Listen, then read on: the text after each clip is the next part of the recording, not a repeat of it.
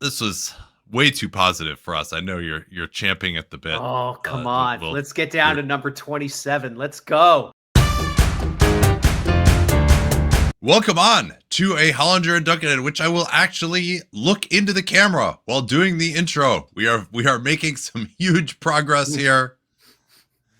Hey, Nate. Yeah, it is kind of hard. Yeah, what are you looking at? I'm looking at a wall. It is kind of hard because to set up a camera because I have my monitor in front of me. Like I have to look at all the stuff that I actually like, my notes and all that. Yes, exactly. I actually do take notes. So we're gonna do some organization rankings here. We typically do this in 3 parts. I imagine that's how long it will take us. We have a lot of stuff to discuss. A lot has changed in the organizational landscape over the last year or so. Given that, let's just take people through some of the criteria we use to rank these organizations. And I'll just begin with the overarching one, which is simply, who do we want running our team, a random team in the NBA? Let's say we're a fan of a random team over the next 5 years. So that includes ownership. That includes general manager. It includes the medical staff. It doesn't include coaches. That is a separate ranking. But certainly the hiring of coaches, the synergy with coaches is something that will come into as well. Overall organizational development is something that will come into this as well. So that's what we're looking at. We're a fan of a random team. Who do we want running it? That is how we are doing these rankings. Also, maybe we should talk about how we're market agnostic here in theory. Yes. Yeah. So the fact that you're LA or New York, that doesn't get you bonus points, so that you're able to attract free agents or whatever. So we're grading you on a curve based on that. Yeah. Yeah. If you want to put the buses in, some mid-tier market, how would they perform? That's kind of what we're thinking of here. How would this group do in various different NBA situations? So let's drill down a little bit more then. What are some of the things you're looking at as far as that are going to come up time and time again here as we look at some of the good and bad characteristics of these organizations? So did your team trade a generational talent in the middle of the night? Did you did you trade 2 lottery picks to move up 10 spots in the draft? Did you hire any of your own children? What else are we looking at? Was Jeremy Lamb ever your shadow GM? Because he was dating one of your own children? Yes. Yes. For example. John, I fear we're getting ahead of ourselves here. We're going to do the top of the league today. We got, which is a shame. We got some, there was a real era of competence that was kind of sucking the fun out of this. I know. And man, the good old days are back. We got some punching bags this year, man. This is going to be fun. All right. A few more things that maybe are not inspired by events over the last year. What is your willingness to spend? Will you spend into the tax for a winner? Is your team constantly making moves to save money or dress up trying to be more competent while also saving money at the same time? Denver. Yeah. Sorry. You're. It's not really allergy season in Phoenix right now. Are you okay? Not that I'm aware of, but yeah, that's a spring. Down a little tumbleweed or something blew into my hotel room. Yeah. I think. The draft, of course, just how well are you drafting? How well are you developing those players? What else we got? Process. So, not just did your move happen to work or did the guy you signed happen to get injured, but were you conceiving of things intelligently? Were you managing the cap? Were you planning for the future? Were you counting on something other than just getting lucky? Was there some kind of actual plan? I get it. What? Are you? Oh no. Here's another one. Are you aspiring to more than the 8th seed? Yeah, vision. I call that vision. That is definitely of just, do you really want to make something, or are you just out here existing as an organization?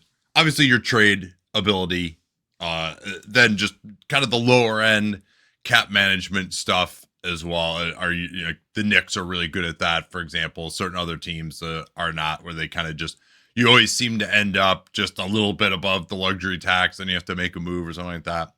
You mentioned player development, coaching hires, just overall financial commitment to the organization, how much you're building out the process, the analytics, all that stuff. Medical is big. This sadly has become more relevant lately. Evil. Your organization. Evil? Yes, just like cheating, rule breaking, no show endorsement contracts. Your owner is just not like a good person, that sort of thing. All right then. We'll kind of do this in tiers, maybe as we go through. Sometimes these are not final lists as we're talking about these teams. I think a lot of times we can manage to convince each other one way or another. I'll give you the first shot though. Who is the best organization in the NBA? The organization you would most want running your team over the next 5 years. Maybe we could even say even longer, over the next 10 years for an organization. What would it be? This was my number 2 organization last year. Moving them up one spot to number 1 this time. Oklahoma City Thunder.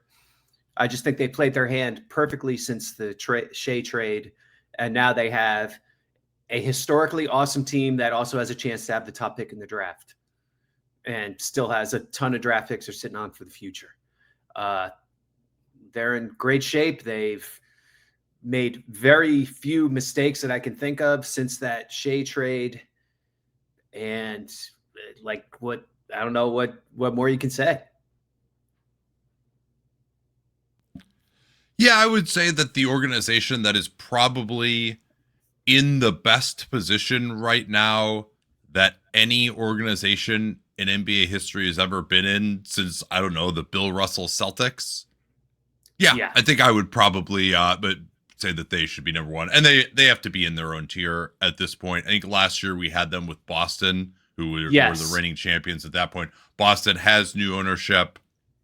Obviously, the Tatum injury was something that we couldn't anticipate, but we'll talk more about Boston in a second. But OKC to me is just in a class by themselves on the floor. They're in a class by themselves off the floor. They always bring in high character guys who fit their culture exceedingly well. And I think one nice thing about the current NBA is that there are more high character guys now that you can bring in than there were maybe like 20 or 25 years ago, where they're more kind of talented malcontents.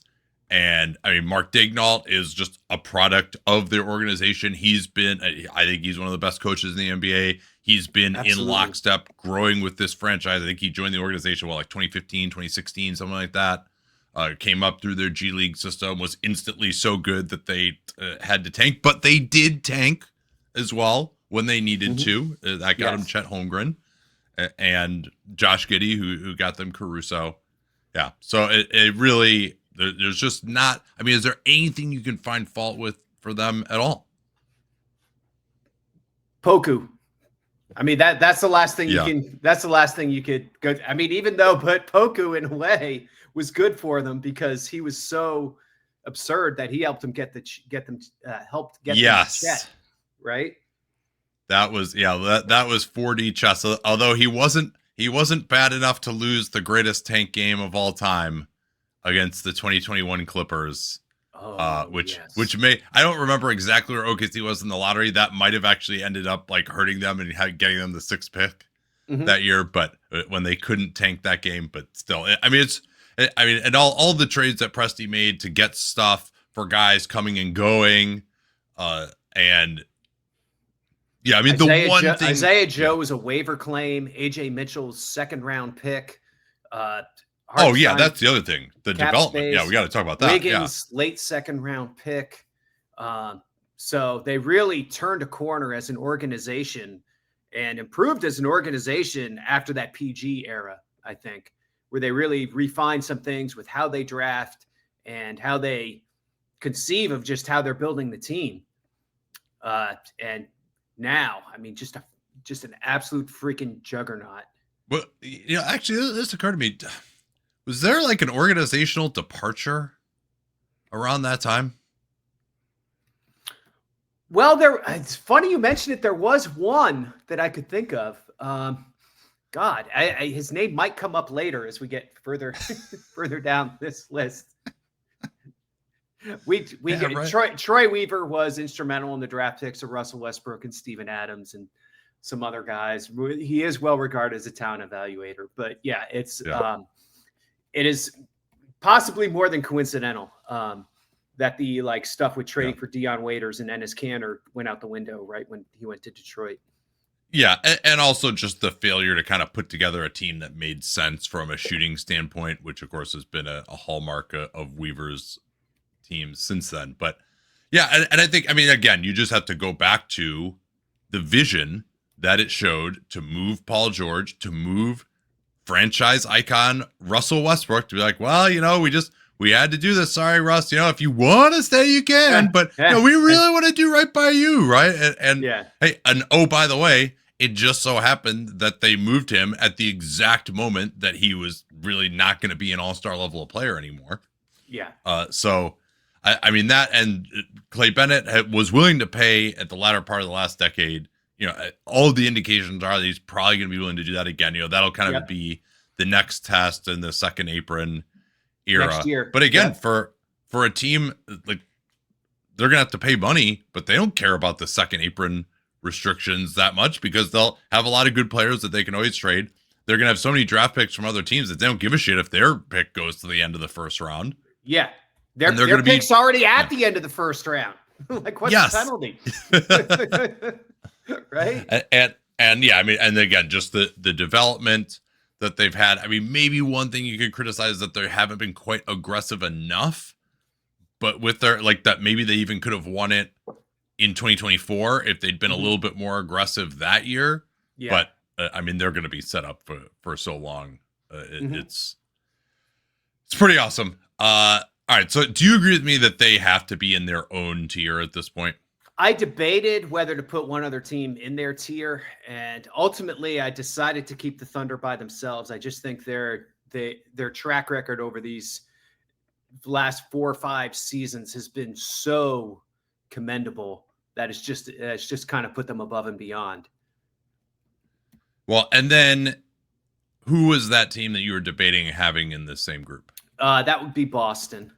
Yeah. Even with, obviously they've had to choose to take a step back this year, but I think they've played their hand exactly right in doing that and in the choices they've made so far. They've been really good at the margins with these kind of Sam Hauser, Neemias Queta, Luka Garza types. So I think that's been a real boon for them in this, in this era where they have the 2 maxes with Tatum and Brown. I think they were able to get out of the Holiday contract, which surprised me. Yeah. Although they gave out the Holiday contract. They did. And that was, and they did that knowing what the rules were going to be. Yeah. At that point too. Yeah. So, good hire with Missoula made under duress. Yes, I agree with that. And Ime Udoka was a good hire before that. They just, other than the fact that he had some indiscretions, which seemed to be an aberration going forward here. There hasn't been anything like that for him. And 2 organizations have tried to hire him since then. But so I don't put that whole thing as too much of. In fact, I would say Brad Stevens is one of the less evil executives in the league, like one of the more trustworthy people who I think, and I thought his reaction, the organization's reaction to the Udoka thing was the proper thing to do. And absolutely. So they did handle that well, even though it wasn't ideal. I don't put that on them. I don't think they're in the same level of OKC. Number one, we just don't really know much about what they're like under the new owner yet. Correct. It seemed like even if they had won the championship or got to the finals last year, there were going to be big cuts in terms of the second apron, which, all right, yeah, it's $500 million, but it's also like, if you're a championship team, I mean, it seemed like they're always going to move Porzingis and they're always going to be moving Holiday regardless of whether Jason Tatum had gotten injured or not.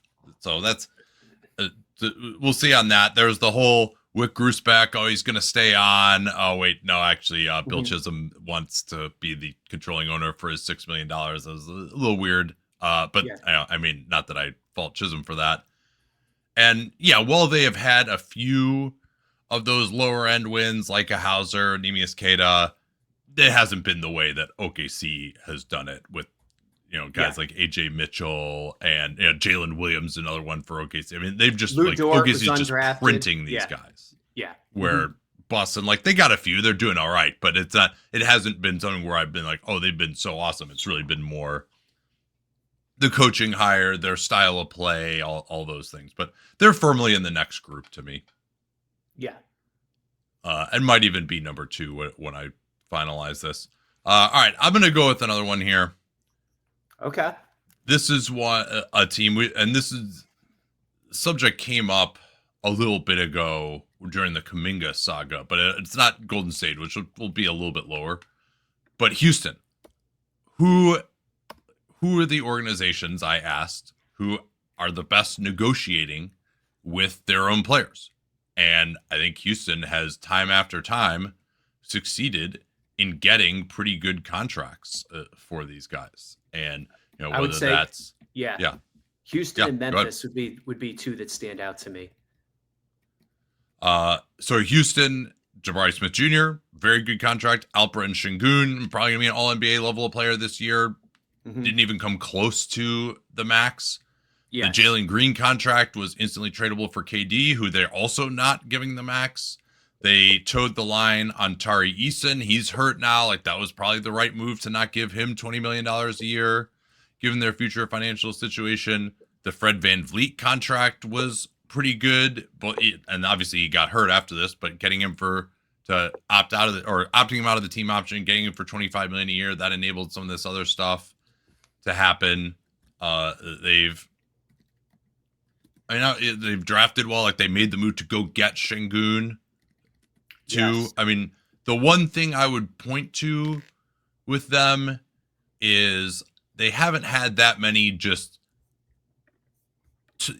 wins of just lower guys in the organization, right? A lot of their draft picks that they had during the tank era that were, Eason is really kind of the only one below 15 that I can think of who's really been that great. They'll have a few signings here and there, Jayshawn Tate was okay, but he's not even in the rotation. And then the other thing is just when they get expensive, how is Tillman Fertitta going to react this time as opposed to last time when he did cheap out and really hurt them? Yes. They've managed their cap quite well going forward, so that they keep sort of pushing back the date when that bill comes due. Yeah. But it's clearly going to hit. I mean, it could be as soon as next year. If you add new contracts for Durant and Eason, you're probably in the tax already. And this team's good enough right now that they're going to want to do that, right? Well, and then the other thing that's going to be fascinating is Amen Thompson, because people around the league before the season were talking about, he's just obviously going to be a max contract. And I'm a little skeptical of that, given how he's played so far. Good player, but also has some fit issues. And then Reed Shepherd also is going to potentially be coming up behind him too. So you're going to have to plan for that if he continues on the trajectory he's been early this season.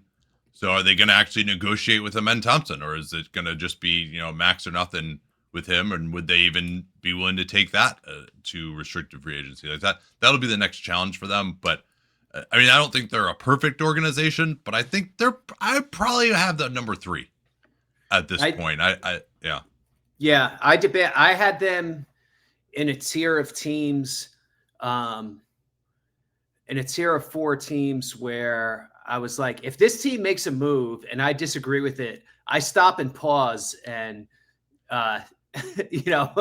ask myself a second time, like, okay, do they know something that I don't here?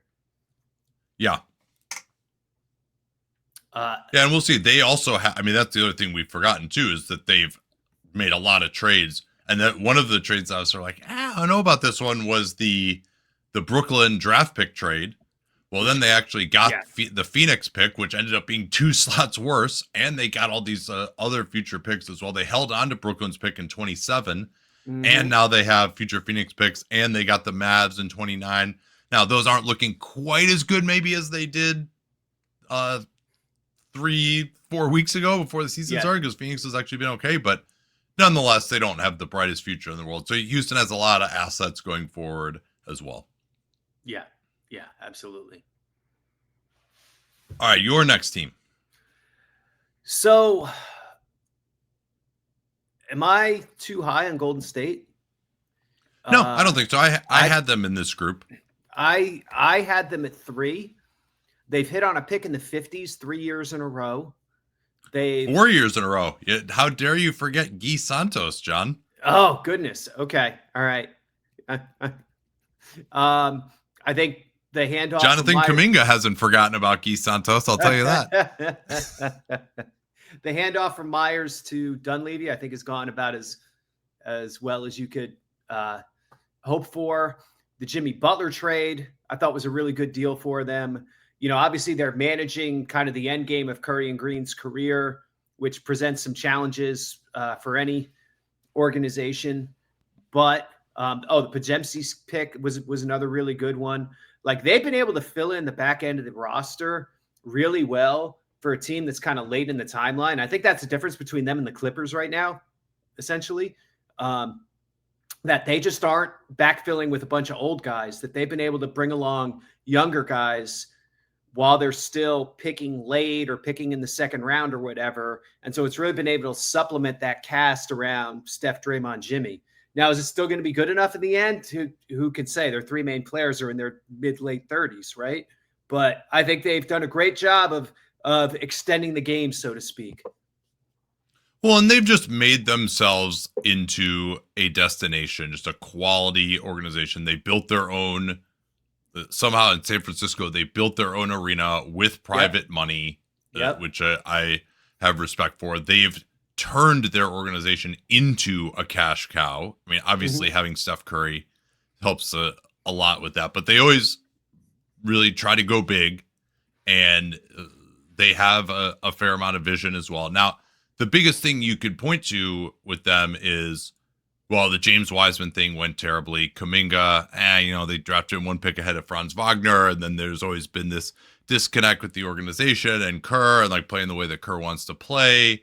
But basically, most of the other guys that they drafted, other than those 2, have worked out. Like Moses Moody is in their rotation now, totally good. Yeah, Will Richard is starting some games for them. They, back in 22, some of these veteran signings worked out pretty well. Like, I'd say they probably have a little better a hit rate on these vet minimum types than some teams. I mean, you're never going to be perfect there, but they've, if you go back to 22 with like Gary Payton, Otto Porter, Nemanja Bjelica, like those guys that they brought in, Dario Saric, maybe not as much, but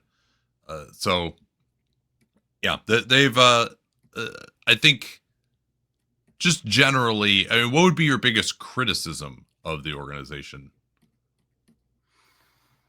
Probably the 2 lottery picks, like you said, could have gone better. Maybe they could have cashed in their Kuminga stock earlier. What else could we point to? Some of the stuff is more from the last regime, so I put a little bit of an asterisk next to it. Because they did fail to really develop anybody from Looney was really the only guy from like 2015 to 2019. To the point where by the 2019 finals, you're playing like Alfonso McKinney and So, and Quinn Cook, those are just like guys who never had a career who are like playing in the West Finals and the finals. Yeah, I mean, they're really the only person you could point to, though, who they should have taken, aside from Kuminga back in 21, was either Franz or Şengün, who Şengün went later at 16. He was being talked about. I know you were talking about him being in the top 10 at that point. Yeah, I had him fourth on my board, but I was outlier high on him. Yeah, and Jalen Johnson wasn't someone who's being talked about that high, so yeah, I think they're right there to me. I mean, again, not like, I mean, they haven't been blowing things out of the water since 22, but I think they've done a good job of staying relevant enough. I mean, they still have made it to the second round 2 of the last 3 years. Is that right? Yeah, 23 and 25. And I mean, those guys they got in 22, I mean, that was the difference in winning a championship too. Right. So no, I agree. And yeah, and they definitely, I don't know how much you want to say, you know, for example, like all of Draymond Green's issues, right? Like now they do seem to have managed that eventually. I mean, I think they've probably done about as well with him as you could hope to. Yeah. But obviously there was the punch, there was all the other shit that he's had over the years, all the suspensions for like anger management stuff, but they do seem to have reeled him in at least some. Okay, so you had Golden State. This is a go ahead, moved off a Poole at the right time too. Yeah, I mean they did give him that contract, and but you know it is kind of interesting. I'm sure someday we'll talk about just the trend of smaller ball handlers versus bigger ball handlers, and how bigger ball handlers are just so much more valuable now than small ball handlers. You know, they kind of, but given what he had been to the organization and what they hoped he would be, I still think that was, you know, he was every bit the sort of player that Tyler Hero was supposed to be at the time. Yeah. And that contract was what Hero, like that they paid the market rate for him, and they kind of had to do that obviously after the Draymond thing too. Okay, let's see. Next up is my pick, and I'll still throw the Miami Heat into this group as well. I put them slightly lower. The thing I struggle with this a little on Golden State too. Like if you take away Steve, where do you rate Golden State? And the same thing with Miami. Like if you take away Spo, since we're doing organization and not the coach, but Spo is of Miami though, right? Like yeah. I mean, I realize that you can't quite necessarily do it this way, but you have to give them some credit for what he's been, given that he basically is the Miami Heat in some ways. Yeah. Another win for their two-way program with Drew Smith, it looks like. And let's see. The Hawkes pick is back on the good side. Yay!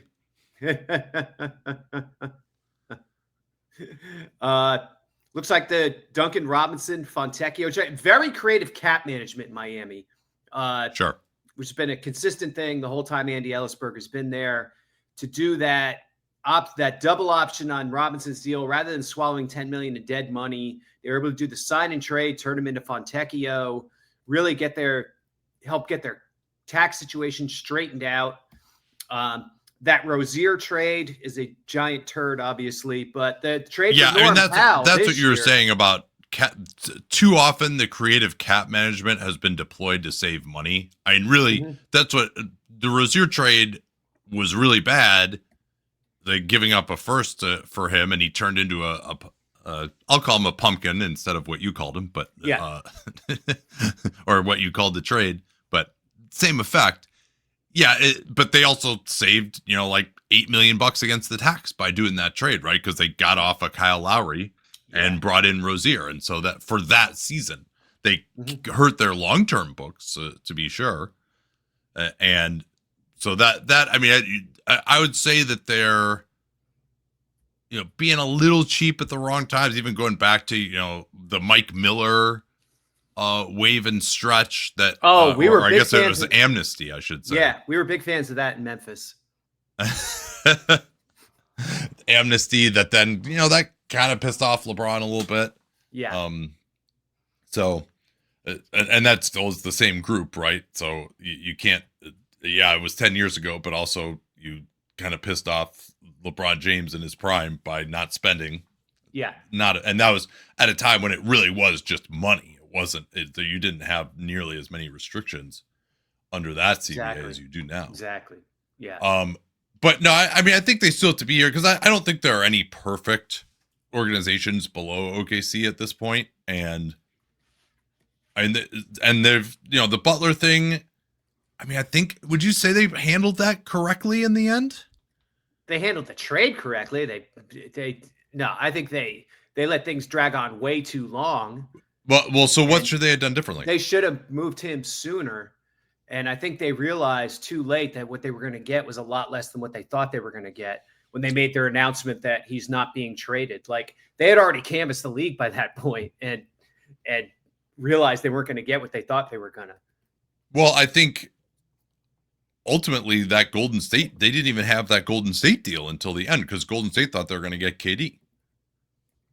And they were trying to work things out with Phoenix there as well with Butler. I mean, do you agree that they shouldn't have extended him, right? Oh, yeah. Yeah. So if they weren't going to extend him, maybe they should have, you're thinking they should have just traded him that off season. Oh, yeah, absolutely. Should have just traded him that off season. Okay. Yeah. Because now we do like when teams play hardball and try to negotiate a little bit. I do appreciate that, but Jimmy had kind of shown that maybe that wasn't the right strategy to deploy with him. And you do have some concerns too about Pat Riley and his age at this point, with him still being like where the buck stops. He's 80 now, right? Like that's a little concerning if he's truly making. I mean, I think they have a group there of a few guys they keep pretty tight, but it does seem like he's still the final say there. Yeah.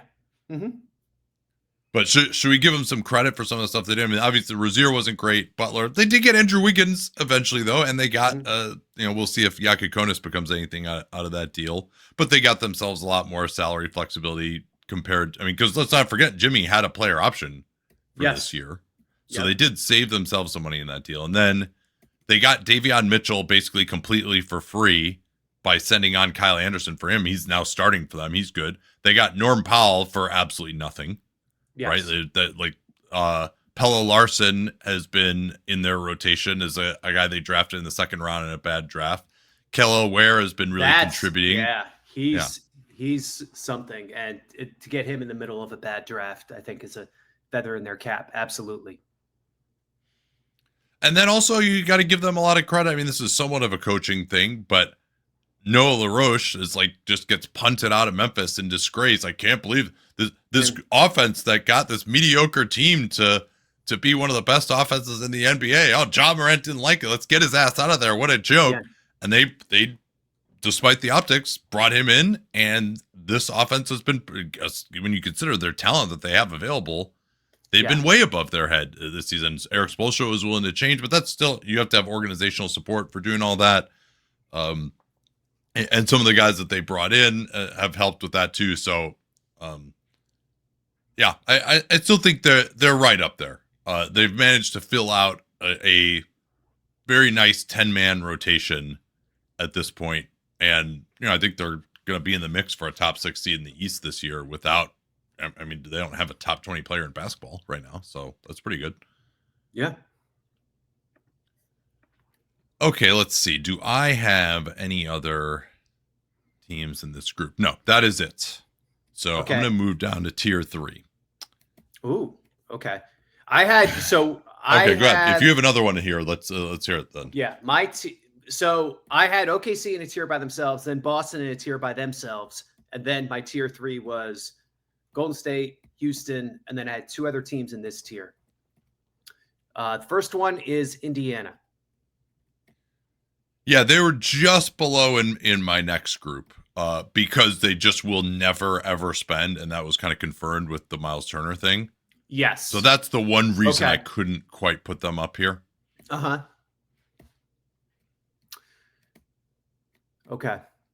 That's fair. They've done a really good job managing their cap within those constraints.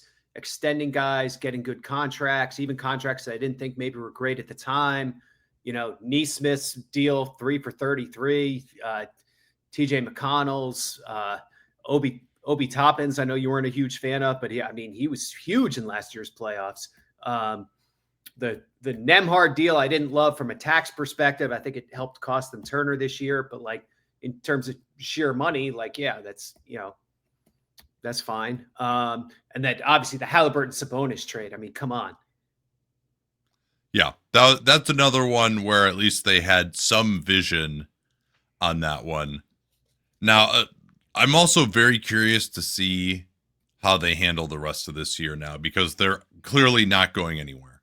Yeah. Are they going to do what's required to get themselves a good draft pick, send Pascal Siakam on vacation, maybe trade Ben Mathurin because he doesn't fit into their salary structure going forward, or because they didn't, I think they made the right move not extending him, but he's actually looking pretty good now, or they got to figure something else out as well if they are going to hold on to Mathurin. If they just decide he's so good they got to keep him, which I haven't. He's been playing well since he came back. I got to watch him more closely over the next month or so.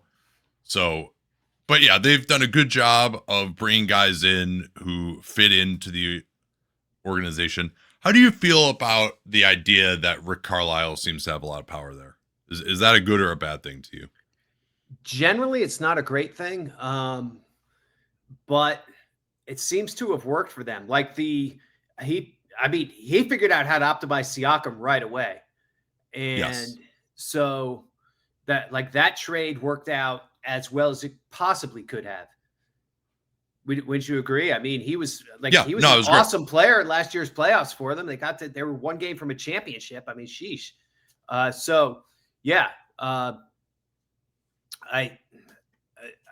think in general, you worry when that's the situation, but it doesn't seem like that's been a negative drag on them. How much do you discredit them for the Jarris Walker pick? God, it's been rough for him this year, huh? Like highly. Yeah. Yeah. And I had hopes for him coming into this year. He showed flashes his first 2 seasons. Maybe he still turns this around. Now, that stretch of that draft was not a wash in quality. I mean, it went Koulibaly, Walker, Taylor Hendricks, right, was in there. Yeah. Because for people who don't remember, I know you do, they had number 7, and they actually just swapped it to go down to 8 to let Washington get up to get Koulibaly, and they picked up like a second or something. So they could have had Koulibaly, who I think would clearly have beat better than Walker at this point. Taylor Hendricks, Cason Wallace, although he was kind of considered a reach at the time. Mm-hmm. We won't talk about Jet Howard, Derek Lively, Grady Dick. Those are some of the guys that I think that they realistically could have taken there. So they could have done better, but there's no just, they already had Miles Turner on the team, who they would obviously never let go. So, I mean, like, Walker was kind of the consensus pick around that time. Like, I would have gone Hendricks. I think he would have been a pretty good fit there, but he struggled to get his career off the ground in part due to injuries. So I don't kill them for that much. And, I was pretty low on Jarris Walker at the time. He's been probably even worse than I thought he would be. Mm-hmm. I think he'll shoot better from the outside at least this year, but it's been a struggle. Yeah. Yeah. And even Mathurin was not, that wasn't an amazing pick. I mean, that was kind of the consensus. That was one ahead of Shaedon Sharpe and Dyson Daniels. You would rather have both of those guys, right? I actually thought like Mathurin was pretty good last postseason. I would struggle to see Shaedon Sharpe do what Mathurin did last postseason. No, I agree, but also Mathurin is older, and and I mean Dyson Daniels is a different kind of player, obviously. Yeah, but yeah. I mean, I don't think those are like huge demerits. No. Necessarily, and I think they did a great, like the Siakam trade was a great trade. Like they've done to get Siakam and Halliburton both by trade. Yeah, like that's that. I mean, because it's harder to get, and this isn't Indiana. some yeah.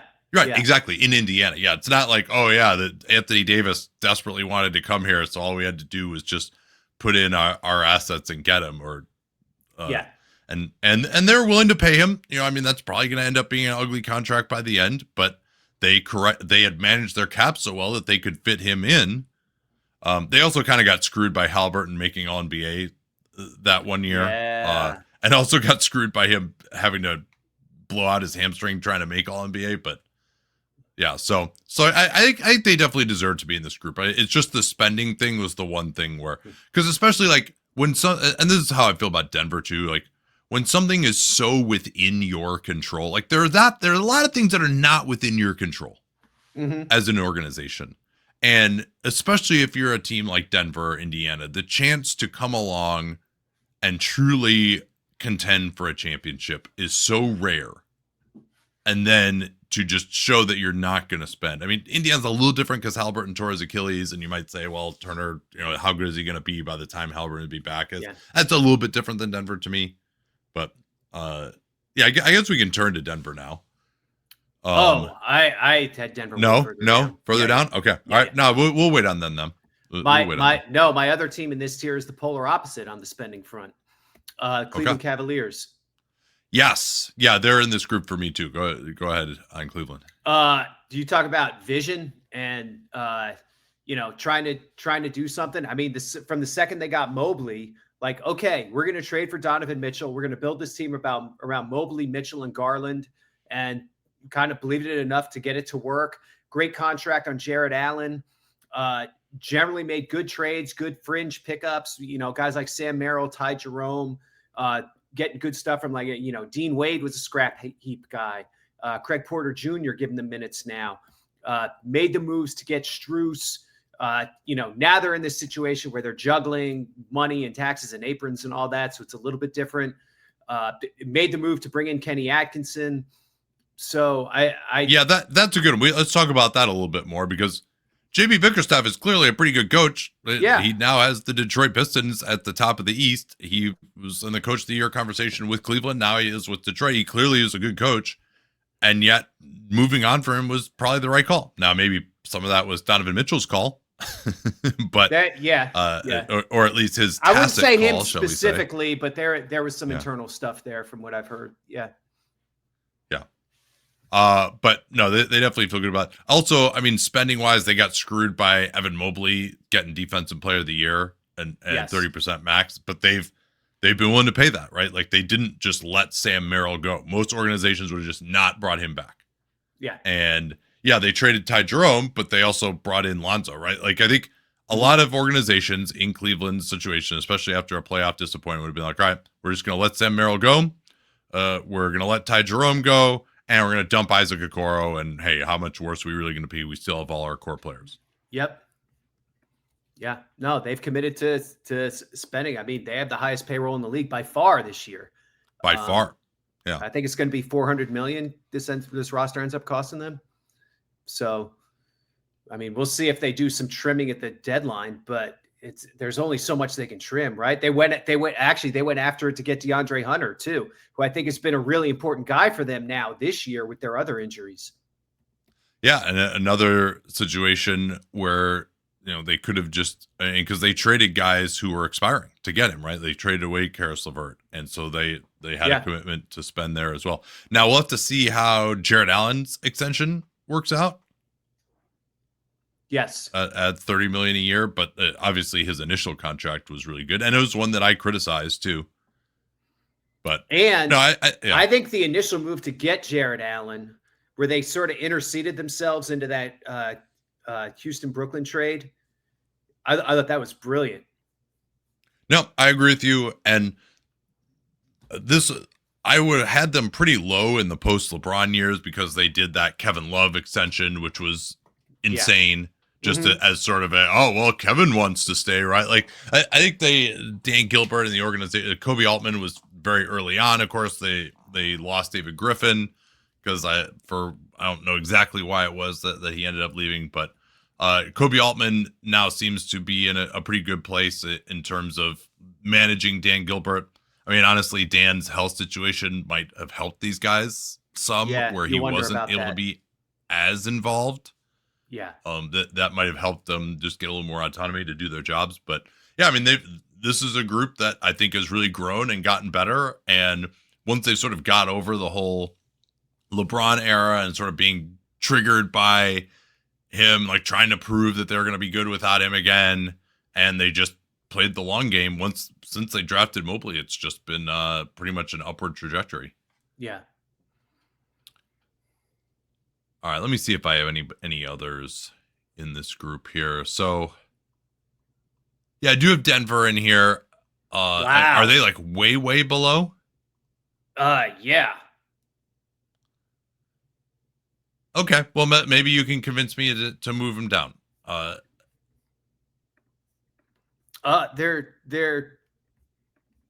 We don't know much about their new setup.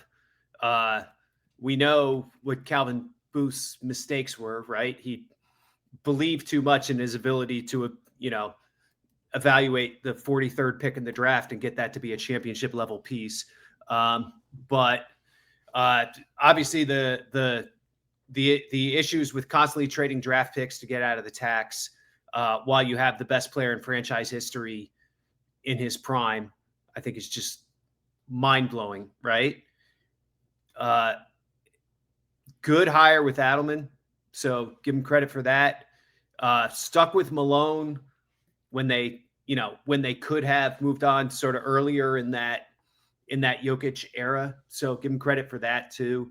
Well, so let me ask you this then. I mean, they've had so much drama there, right? I mean, and so I mean, they were relatively high at this point last year because they have had a number of organizational wins, including Jokic. Although I don't know how much credit you can give them for Jokic at this point with Tim Connelly being gone. They have a few guys who are still there from that era. But I'm actually looking at our boards from last year.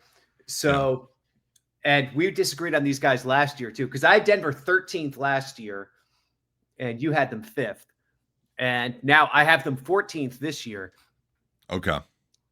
Yeah, and I would think you do have to drop them down some. I guess this is the question of like, so everything you had your opinion on them last year, so did I.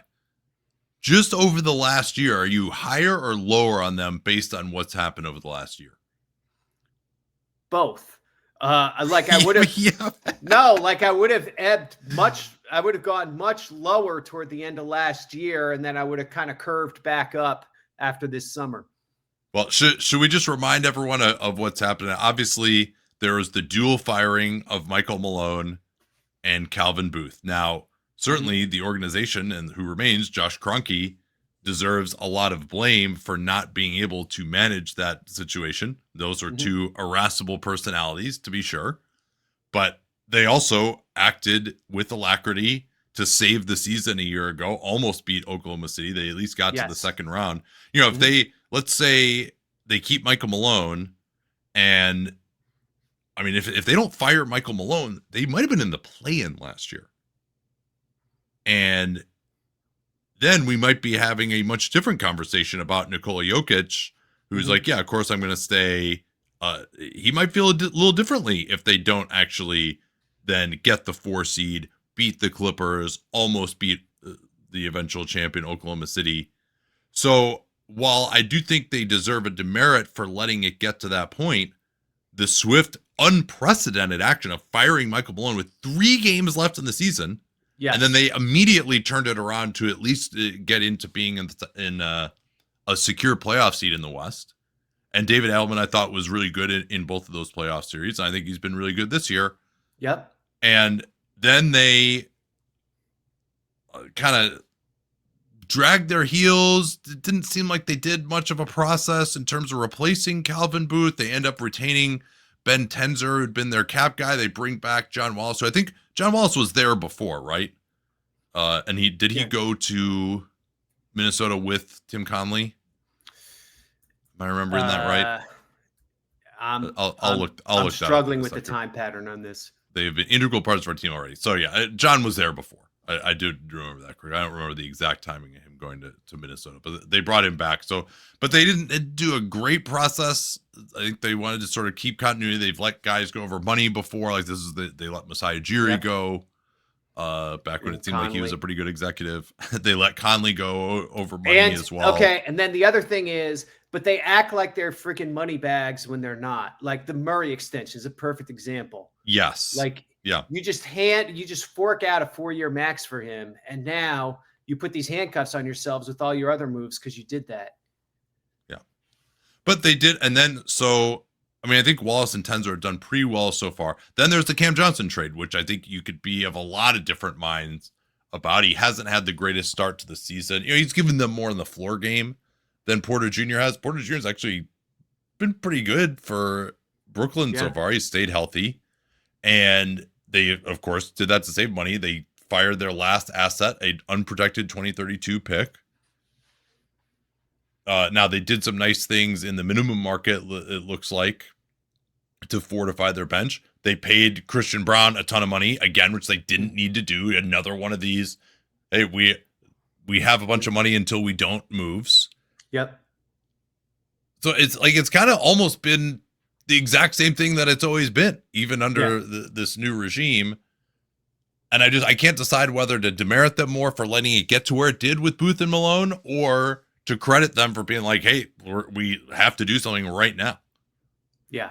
And it seemed, though, like there some reporting that they were thinking of doing the Booth Malone thing, like kind of around the All-Star break, and then they won a few games in a row against bad teams. They decided not to do it. I don't recall that specific thing. Yeah, I think that, like, if you look at their game log, I think they won like 10 straight against a bunch of shitty teams, like kind of in the middle of last year. Okay. And that kind of saved them. Mm-hmm. And so that's not really a great process too, right? Like I think like if you knew it was an issue then, to be like, oh yeah, we won these games. It's like, well, they're still not getting along with each other. But they obviously, you also didn't want to fire Michael Malone, right? Like he's a championship coach. You want to give him every chance you can. So yeah, I really just don't know what to make of their last year, honestly.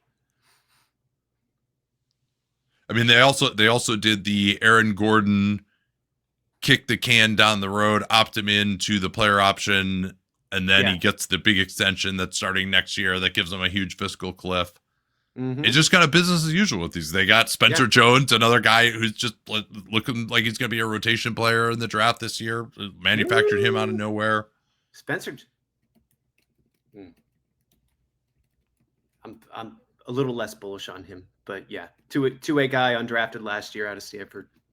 I mean, he existed in that Houston game on Friday pretty well. I think he existed. Yeah. I was at that game. But like, didn't he defend pretty well? He fought on defense. Yeah. So that part was interesting. Yeah. Yeah. Although I did the DNVR podcast had a great quote about his jumper. They said, it looks like he's trying to add new letters to the alphabet when he takes a shot. That is hilarious. I love that. That's one of the best descriptions I've ever heard. That's good. All right, so yeah, you had Denver 14th. Let's talk about some of these other teams. I don't know that I'd have them at the top of this group. Mm-hmm. So, but yeah, I mean, I think also if you're going to age out giving them credit for Jokic at this point, right? Like we're not going to give Milwaukee credit for Giannis anymore, right? So yeah. So yeah, maybe they do have to be more mid-tier. All right, who do you want to talk about next year? We got time for a few more teams before we move into tier 2 next week. Team that I'm conflicted about, and I wanted to hear your thoughts on, Philadelphia 76ers. Yeah, another team that just, when we did this last year, it was already kind of apparent that the Joel extension might be a disaster. Now it's very obvious that it is. Yes. Paul George, I mean, I think all of us would have done that move, right? In the position they were in, yes. Yeah. Yes. But yeah, that is not aged well, right? Yeah. We'll see about drafting VJ at 3. I think you're higher on that than I am.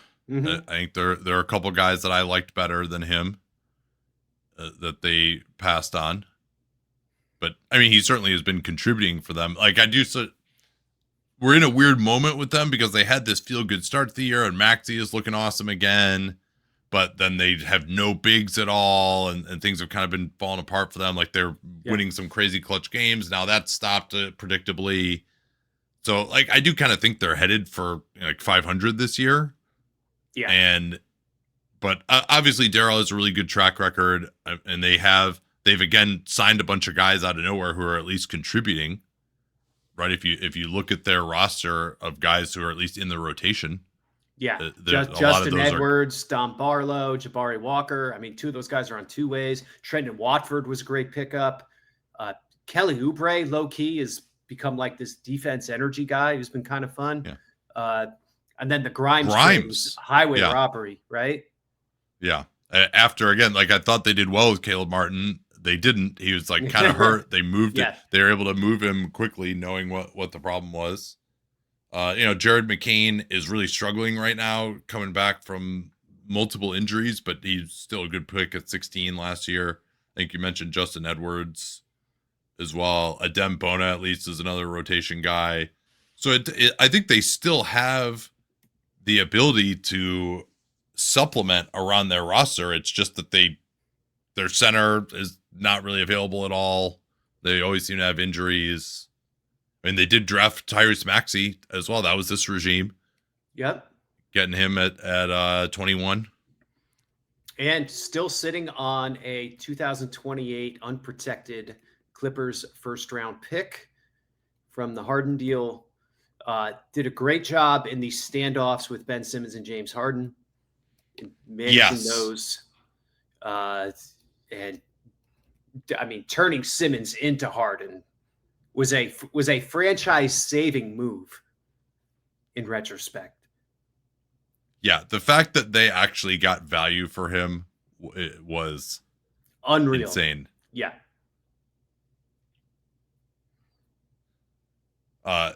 Continuing a tradition that goes back to Sam Hinkie, they're really good at trading injured guys and having the team receiving them not realize that they're injured. Like Caleb Martin and Ben Simmons. And they ended up having to change up the Martin trade a little bit, but they still, it was well worth it. Mm-hmm. I mean, another thing I'll give them credit for too was that they just tanked their asses off last season to keep the pick. The top Sixers, yeah. I mean, they had to do that. They realized that they went 3-705 down the end of the season last year and managed to keep it. It was looking a little hairy there. Yeah. But slow clap. Yes. Do you take anything out of like the Grimes negotiations? I just think they knew that they didn't want to go past the first apron, and they felt confident enough in the hand they were playing that he would come back with a qualifying offer. Now let's see what that does to them next summer. Because he's a good enough player. He should. Yeah. I mean, I think he's still playing well this year. Like he deserves to be making more than he is now. Yes. Will that be with Philly? Will they just end up paying him next year? We'll see. This is they've got $112 million of Joel Embiid and Paul George on the books next year. They might run into the same issue again. Yeah, that it looks like that. I mean, they might have a little more wiggle room below the tax. I guess it depends where their pick comes in, and if they use the stretch precision on. No, I won't say it. but yeah, they should be in a better position with Grimes a year from now. Yeah, and I've said this before too. Like things have gone wrong, but ultimately the criteria are who you want to have running your organization. Yeah. And especially if it's kind of a mid-tier organization, I think they've shown enough ability to still find guys around the margins and still make pretty good draft picks. Again, we'll see on VJ that could really knock them up or knock them down a year from now when we see more on him. But certainly that's looking like it's totally good at this point in time. Yeah, definitely. So, definitely. Yeah, and again, I know that's who you would have taken there, right? Edgecombe, yeah. He was definitely the guy on my board at that pick. Yeah. So I ultimately yes, it's been a group that's been kind of a shit show, but like, are we gonna Paul George immediately getting hurt and Joel just being Joel in all the ways that he is. I think also, maybe there's one thing we could talk about, which is, the article that came out about Joel over the summer, which is one of the best NBA articles I've ever read in my life, honestly. But it was really, really well written, and it does show some of the vulnerabilities of Embiid, but also it does seem like, would you say, hey, they've done a great job with some of his issues of getting him to perform to the level that they have? Or would you say, well, they've enabled him and that's why these problems have existed? I think. Which side of those do you come down on? I'd probably come down more on the latter side. And I think that's been an issue with a couple of teams in this tier. You look at Philadelphia. I mean, you look at Memphis with Ja, definitely the same thing. So that's one where these teams at the top, OKC, Boston, Golden State, they've kind of been strong at the top of the organization where you haven't had those issues. Yeah, and I would say if there's maybe one of the biggest criticisms of Daryl as an executive is that in some ways he's supposedly not emotionally intelligent enough, but then he also, I think, has gone a little bit too far in enabling Joel and enabling James Harden. Yeah. And perhaps because he is of such the belief that superstars are so important, but these are also guys who could have used a little bit of a kick in the rear at points. Now, you might have then lost them too, right? Those are both kind of temperamental guys who don't respond that well to that sort of thing. So maybe you would have lost them too. You never know. But I do think, it's not. You can't say they've handled that whole situation perfectly. All right, let's do one more team here. All right. Well, I went with Philly. So who's the next team on your board? Great question. The New York Knicks. Fine choice. That's the next team on my board too. So here's my thing. Here's my thing with the Knicks. The thing that probably I worry about the most is that you're hearing that James Dolan is a little more ascendant now that the team is good and that they're, and that he's so when you look at that Thibodeau move, it was a defensible move, but was it driven by Dolan? And if so, is that the process you want? That's a thing that I wonder about. They've been masterful at managing their cap, obviously, keeping their options open by using the aprons. Towns trade, I think, is a deal that you probably had to do in their position. Bridges trade, maybe they didn't have to do, and they kind of did anyway. The extension is looking better now that Bridges is playing better.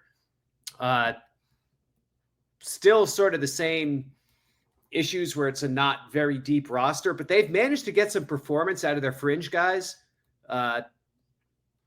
So that's helped them. Unfortunate injury to Landry Shamet, but they've been actually getting stuff from Jordan Clarkson. And so we'll see if that can continue. But I mean, they built themselves into a conference finals team without really having high picks, right? It was signing Brunson as a free agent, which was fantastic, right? And then just making these other moves. I mean, that's the best free agency move since 2019.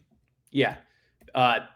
Turning draft pick into Josh Hart, getting McBride with a second rounder. Mitchell Robinson was a second round pick.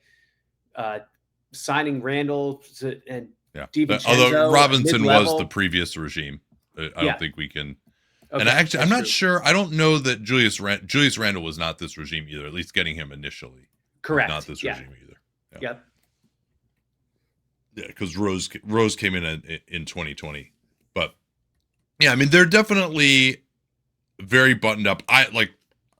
Maybe it was Dolan. You hear these little scattered reports of him meeting with Tom Thibodeau after games at times, and Dolan has shown himself to be kind of a clown. So I agree. Yeah. The idea of him being more involved is not great. I mean, but they're always gonna be willing to spend under him. Mm-hmm. And I would have fired Mike Thibodeau or maybe we'll be calling him Mike Thibodeau after he makes some of the same mistakes. Mike Dan Thibodeau. Yeah. Yes. I would have fired Tom Thibodeau and hired Mike Brown. Mm-hmm. Do you give them a demerit for this coach hiring process that they went through where they tried to talk to all these coaches and got rebuffed? No, you're No, trying to me get neither. guys. I mean, yeah. That's just sensationalism. I mean, maybe they're like, people are like, well, you should have had your plan in place. You should have known exactly what you were going to do if you're going to fire an accomplished coach like Tom Thibodeau. Well, so they should have. You're saying that they should have tampered. Right. That's what you should have done, or like, why wouldn't you look behind every door? If you sort of at least knew that I have these 2 or 3 guys that are gettable that I think would be better or as good. If you know that your fallback is at least comparable or better, or you feel that way internally at least, then what do you have to lose by chasing these other guys first? Yeah, and I've criticized many organizations for not going through a process. Like, they actually went through a process, and I think, and that's just very useful to me to do that. Even if you have a pretty decent idea of who you want to hire, just to get some outside opinions on your organization that are not just some Yahoo with a podcast talking to a former executive, that could be really helpful. Who would do such a thing, right? Oh my goodness. I can't wait to the last third of this, man. Speaking of having a process. Well, I do think, is the Towns trade a little bit too CAA star fucking? So there is definitely that element with this team that has always existed. So you do wonder about that part, sure. I mean, the OG Anunoby trade was a really good trade for them, I would say. Fantastic deal. Yeah. Yeah, to RJ Barrett, who he's actually been pretty decent in Toronto, but Barrett and Quickly, who now make way more combined than OG Anunoby does. Yeah. By the way, even if you want to say that OG is making a lot, which he is, they kind of got boxed in the summer of 2024 because the Sixers had cap space. They had to pay him maybe more than they would have wanted to there. Yes. But that was the right move. I mean, they had to, defend their flank there. But Danny and I like to relitigate this all the time of just where would they have been with Julius Randle, and because Randle's pretty good. Karl-Anthony Towns, like, they did need a center, but Karl-Anthony Towns, like, doesn't really give you any of the center stuff. Mm-hmm. Would they have been better off just trying to find something at center last year? And Randle, I mean, you look at what his contract is now compared to Towns going forward. Yeah, Towns, in theory, a better fit with Brunson. It hasn't necessarily turned out that way. Mm-hmm. I don't know if they make it as far with Julius Randle last year as they did with Towns, but did they beat Boston? Carl was pretty good in that Boston series. Yeah, but and also the Detroit series, which they could have they could have easily lost. Yeah. But then you also have the fact that they gave up that Detroit pick, which ended up actually being a first. So that's part of it too. So and they gave up DiVincenzo, who I think they've really kind of been looking for a player like him since they had to move on from him. Yeah, that one, that part of it, I do think hurt. Well, and I mean, here's the other thing too, John. Let's say they don't do the Bridges deal. Mm-hmm. Do they have Giannis Antetokounmpo on their team right now? Oh.